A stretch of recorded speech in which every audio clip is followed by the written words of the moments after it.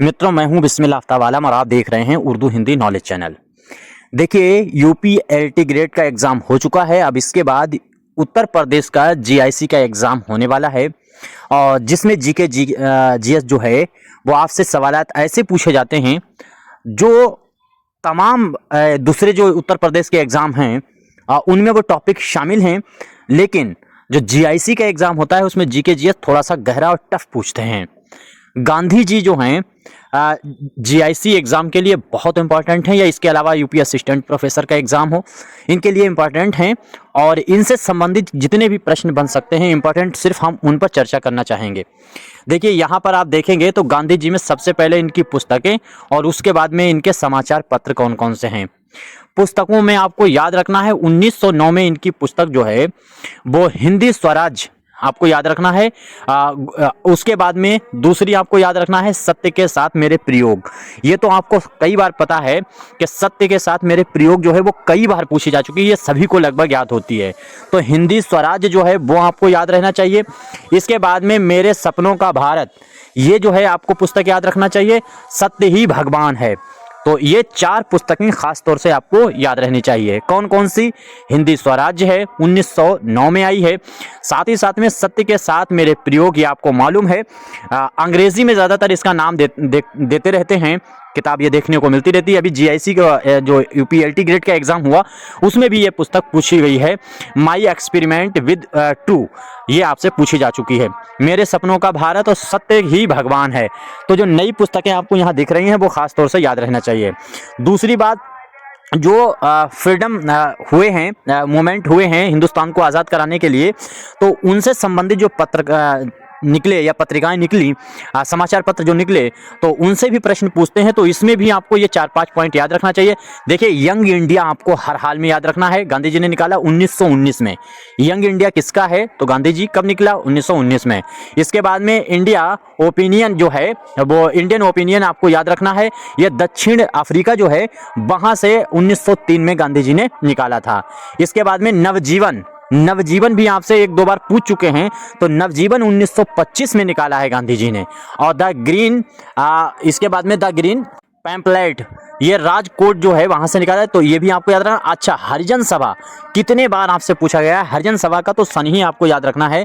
हरिजन सभा जो है, हरिजन जो है पत्रिका किसकी है? हरिजन सभा की स्थापना भी पूछी जा चुकी है। और हरिजन सभा जो हरिजन जो समाचार पत्र है वो भी गांधी जी ने 1933 में निकाला है। तो इतनी चीजें उम्मीद करता हूं याद रहेगी। और एक ये पॉइंट जो है वो भी आपको याद रखना चाहिए, टाइम पत्रिका द्वारा गांधी जी जो हैं, महात्मा गांधी को मैन ऑफ द ईयर घोषित किया गया था 1930 में।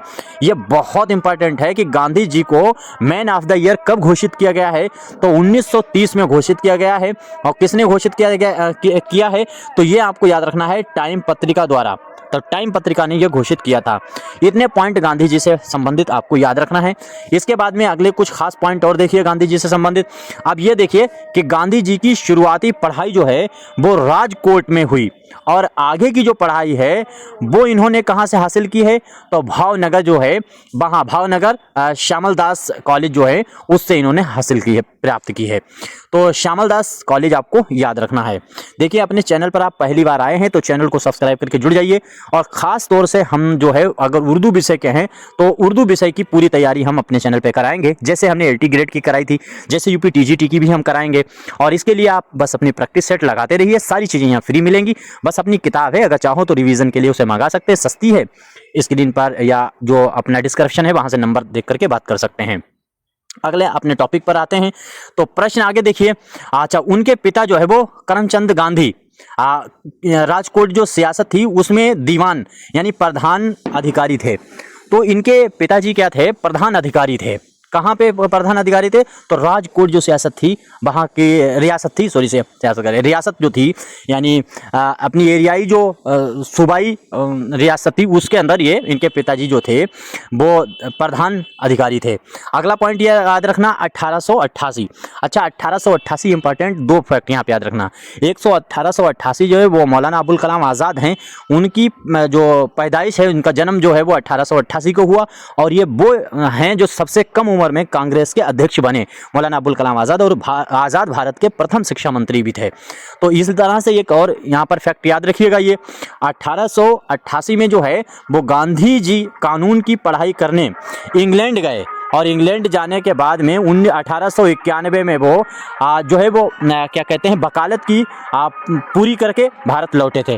तो वकालत की जो पढ़ाई इन्होंने की है वो पढ़ाई आपको याद रखना है, वो पूरी पढ़ाई इन्होंने की है इंग्लैंड से। अमूमन वकालत जो है वो इंग्लैंड से ही की जाती थी। अब अगला पॉइंट देखिए कि 1893, ये भी इंपॉर्टेंट है। 1893 में दक्षिण अफ्रीका में व्यापार करने वाले एक भारतीय मुसलमान व्यापारी, नाम इनका याद रखिएगा, दादा अब्दुल्ला। दादा अब्दुल्ला का नाम आपको याद रखना है। दादा अब्दुल्ला का मुकदमा लड़ने के लिए डरबन, यानी दक्षिण अफ्रीका का एक शहर है डरबन, वहाँ चले गए और इस मुकदमे में इन्होंने सफलता हासिल की। तो गांधी जी ने वकालत के रूप में सबसे पहले जो मुकदमा लड़ा वो दादा अब्दुल्ला का इन्होंने लड़ा है। अब ये बात आपको याद रखना चाहिए, कब लड़ा है, तो ये भी सन आपको याद ही रहेगा 1893 में। इसके बाद में देखिए जो डरबन से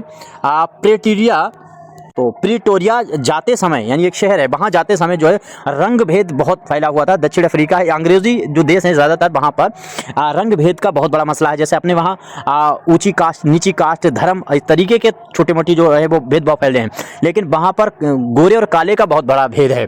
तो उसी वजह से इनको गांधी जी को है ट्रेन से जबरन उतार दिया गया था। ये इनकी ज़िंदगी की सबसे बड़ी घटना थी जिसने गांधी जी को महात्मा बनने के जो है राह पर डाल दिया, या आंदोलनकारी की एक ज्वाला जो होनी चाहिए वो इनके अंदर फूंक दी। इसके बाद में क्या हुआ, यह घटना उनके जीवन की, बस वही बात है कि यह घटना जो थी वो इनके जीवन का टर्निंग पॉइंट साबित हुई, और आगे चल करके इन्होंने अन्याय और उसके खिलाफ जो है वो सत्याग्रह और अहिंसा का मार्ग अपनाया था। तो गांधी जी ने अहिंसा का मार्ग किस घटना से अपनाया है, इसी घटना से।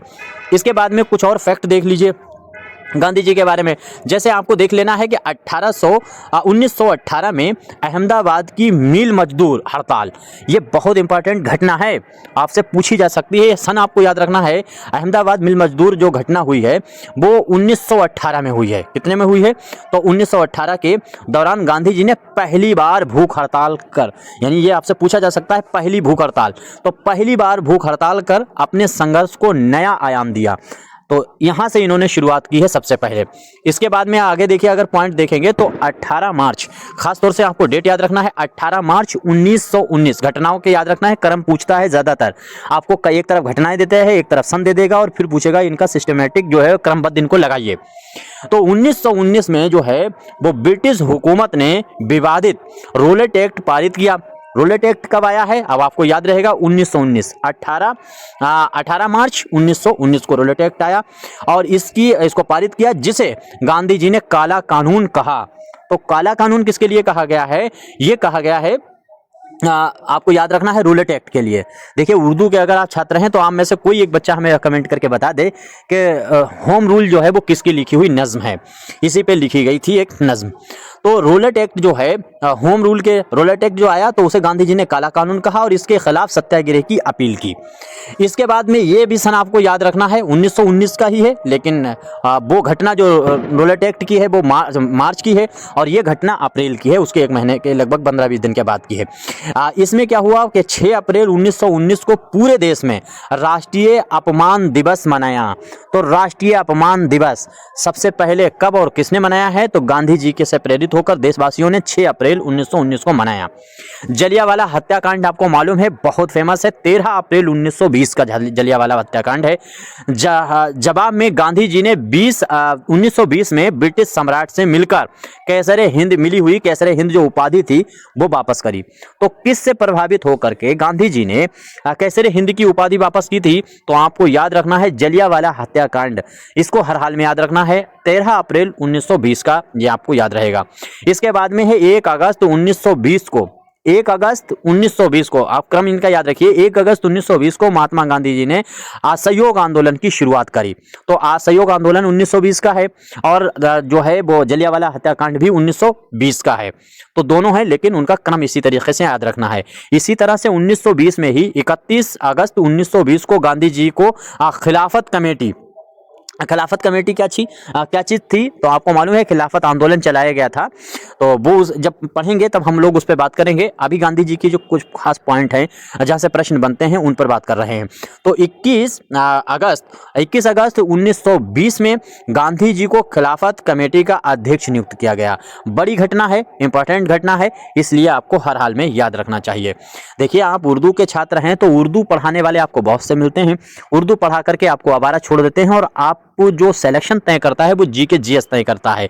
यानी जो जीके जीएस है ये इस बात को तय करता है कि आप स्कोर कहां ले जाएंगे और आपका सिलेक्शन होगा कि नहीं होगा। इसलिए जीके जीएस पर आपको ज्यादा फोकस करना चाहिए। और हमने जितने क्लास पीछे लिए हैं वो सब देखिएगा और बाकी उर्दू के देखिएगा। कोई अगर सुझाव हो, मशवरा हो तो जो नंबर स्क्रीन पर 63 86 492 279 279 तो उस पर आप कांटेक्ट कर सकते हैं। किताब मंगाने के लिए नंबर वही है, सारी क्लास की फ्री में प्लेलिस्ट हासिल करने के लिए वही नंबर है, जीके जीएस के लिए भी वही नंबर है। कोई भी सजेशन देना या लेना है। आगे आइए, अगले पॉइंट पर हम लोग बात करते हैं। अब ये है 12 मार्च 1930। 12 मार्च 1930 को गांधी जी ने जो है साबरमती में क्या करा, गांधी जी ने साबरमती से 78 कितने 78 आपको याद रखिएगा, 78 साथियों के साथ डांडी मार्च शुरू किया था। तो डांडी मार्च की शुरुआत कब हुई? मार्च में हुई है, 12 मार्च, उसका नाम ही मार्च में हुई है डांडी मार्च। कितने साथियों के साथ? तो 78 साथी जरूर याद रखिएगा। कितने इनके सहयोगी थे? 78 थे। इसके बाद में अगला पॉइंट अगर आप देखेंगे तो अगला है कि 6 अप्रैल, अब ये भी देखिएगा, याद रखिएगा, 6 अप्रैल 1930 शुरुआत हुई है 12 मार्च 1930 डांडी मार्च की, और 6 अप्रैल 1930 को यानी 388 आपको याद रखना है, 388 किलोमीटर की यात्रा कर जो है दांडी में नमक तोड़ का जो कानून उनका अंग्रेजों का था उसको तोड़ करके सभी ने अभिज्ञा आंदोलन की शुरुआत करी। और यहाँ से उन्होंने कहा कि स्वतः ही हम अपना नमक बना करके और उसी का प्रयोग करेंगे। आगे देखिए, पहले अंग्रेज नमक बनाते थे और फिर वो महंगा बेचते भी थे, टैक्स था, और उसका जो है विरोध करना चाहते थे गांधी जी। आगे देखिए, 5 मार्च 1931, 5 मार्च 1931 को गांधी इरविन समझौता, दिल्ली पैक्ट जिसे कहा जाता है, बहुत इंपॉर्टेंट है। दिल्ली पैक्ट आपको हर हाल में याद रखना है। कब हुआ है? तो 5 मार्च 1931 को हुआ इरविन समझौता।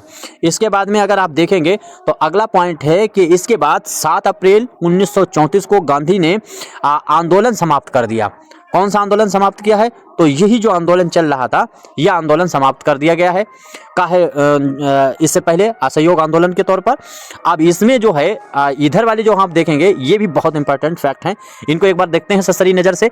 1931 में लंदन में हुए द्वितीय गोलमेज, कितने गोलमेज हुए हैं? आप में से अच्छा कोई कमेंट करके बताए कुल मिलाकर के कुल कितने गोलमेज सम्मेलन हुए हैं, और किस किस में अल्लामा इकबाल, अगर उर्दू का कोई छात्र से देख रहा है तो जरूर बताए कि अल्लामा इकबाल कितने गोलमेज सम्मेलन में शामिल हुए थे। तो 1931 में गोलमेज सम्मेलन जो है वो द्वितीय गोलमेज सम्मेलन में गांधी जी ने कांग्रेस का नेतृत्व किया, यानी इसमें शामिल होने गए थे। और 1932 में गांधी जी ने हरिजन सेवक संघ, अभी हरिजन सभा हम बता रहे थे, हरिजन सेवक संघ की स्थापना जो है वो की थी। और याद रखना है घनश्याम दास जो बिड़ला हैं उनके वो इसके अध्यक्ष थे। तो घनश्याम दास बिड़ला जो हैं वो अध्यक्ष किसके थे? हरिजन सेवक संघ के। और हरिजन सेवक संघ की स्थापना 1932 में हुई, पूछी जाती है, इंपॉर्टेंट है। अगला देखिए, उसी साल यानी 1932 में ही, कब? 24 सितंबर 1932 को गांधी जी और डॉक्टर भीमराव अंबेडकर के बीच पूना समझौता हुआ। ये पूना समझौता बहुत इंपॉर्टेंट है। पूना समझौता आपसे पूछा जाता है, तो पूना पैक्ट जिसे कहते हैं 1932 में हुआ, 24 सितंबर को हुआ। 1934 में गांधी जी ने कांग्रेस से अपना त्यागपत्र दिया। तो गांधी जी ने कांग्रेस से त्यागपत्र 1934 में दे दिया। उम्मीद करता हूं सभी को याद रहेगा। तो ये कुछ खास फैक्ट थे जो मैंने आपके सामने रखे। उम्मीद करता हूं आपको अच्छे लगे होंगे। अब आपका क्या सुझाव है जरूर दीजिएगा। उर्दू के हैं तो जरूर अपने उर्दू वाले साथियों को शेयर कीजिए, उर्दू के ग्रुप में शेयर कीजिए, और पूरा जीके जीएस हम लोग तैयार करेंगे। जिस तरह से एलटी ग्रेड में हमने लोगों ने धूम मचाई और अच्छा स्कोर किया और अच्छी तैयारी की, उसी तरीके से हम लोग जीआईसी की भी फुल तैयारी करेंगे। आपका कोई सुझाव है जरूर दीजिए। नए हैं तो चैनल को सब्सक्राइब करिए, अच्छा लगता है तो लाइक कीजिए, नहीं अच्छा लगता है तो डिसलाइक कीजिए। बाकी हमने उर्दू में जो भ्रष्टाचार और जो घोटाले का मसला है वो एक वीडियो में उठाया है, उसे जरूर देख करके दूसरे साथियों को शेयर कीजिएगा। धन्यवाद।